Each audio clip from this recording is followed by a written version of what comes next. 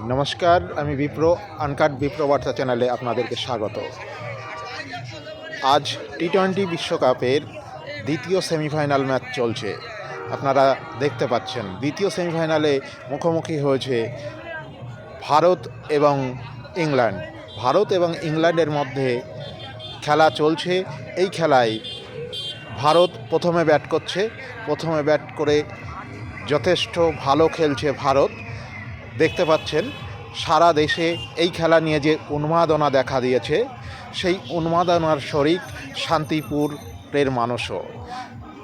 শান্তিপুরের প্রাণকেন্দ্র ডাকঘর মোড়ে জায়ান্টস স্ক্রিনে খেলা চলছে। সেই খেলা অগণিত দর্শক দেখছে দাঁড়িয়ে। রাস্তা জ্যাম করে শয়ে শয়ে মানুষ রাস্তার ওপরে দাঁড়িয়ে এই খেলা 53 রান করেছে 7 উইকেটের বিনিময়ে। টার্গেট 254 রানের। আশা করা হচ্ছে ভারত ইংল্যান্ডকে হারিয়ে ফাইনালে প্রবেশ করবে। যে স্কোর আছে তাতে ভালোভাবেই সেটা আশা করা যায়। এখনও পর্যন্ত শুরু হয়েছে সেকেন্ড ইনিংসের খেলা। ইংল্যান্ড প্রথম ওভারে কোনো উইকেট না হারিয়ে 13 রান করেছে। দেখা যাক শেষ পর্যন্ত কি হয়। আমরা ভারতবাসী হিসাবে আশা করতে পারি এই খেলায় ভারত জয়ী হবে এবং ফাইনালে প্রবেশ করবে। ফাইনালে নিউজিল্যান্ডকে হারিয়ে টি-20 বিশ্বকাপ ভারত আবার জয় করবে। ভারতের বর্তমান টিম যথেষ্ট শক্তিশালী এবং আক্রমণাত্মক টিম। তারা তাদের খেলা সেই মতো প্রদর্শন করছে। আজকেও তার অন্যথা হয়নি। 253 রান এবং টার্গেট 254, যথেষ্টই শক্ত টার্গেট। দেখা যাক ইংল্যান্ড কি করে। দেখছেন শান্তিপুরের দর্শক কীভাবে এই খেলা উপভোগ করছে, রাস্তায় দাঁড়িয়ে জায়ান্টস স্ক্রিনে।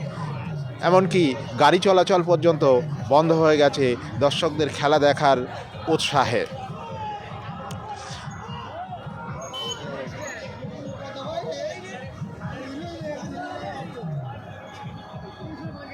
আজকের এই খেলায় সঞ্জু স্যামসন, শিবম দুবে, হার্দিক পান্ডিয়া যথেষ্ট ভালো খেলেছেন।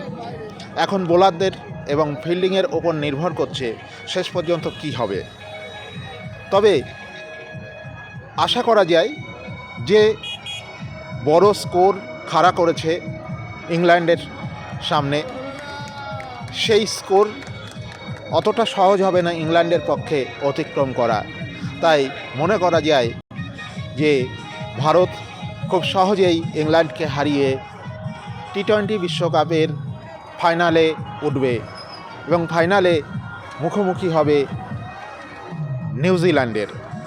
এবং নিউজিল্যান্ডকে হারিয়ে ভারত আবার টি-20 বিশ্বকাপ জয় করবে বলে প্রত্যেকটা ভারতবাসী মনে করে এবং আশা করে। ভারতীয় হিসাবে আমরাও সেই একই আশা রাখি। ভারতীয় খেলোয়াড়দের ওপরে আমাদের সেই বিশ্বাস আছে এবং শান্তিপুরবাসী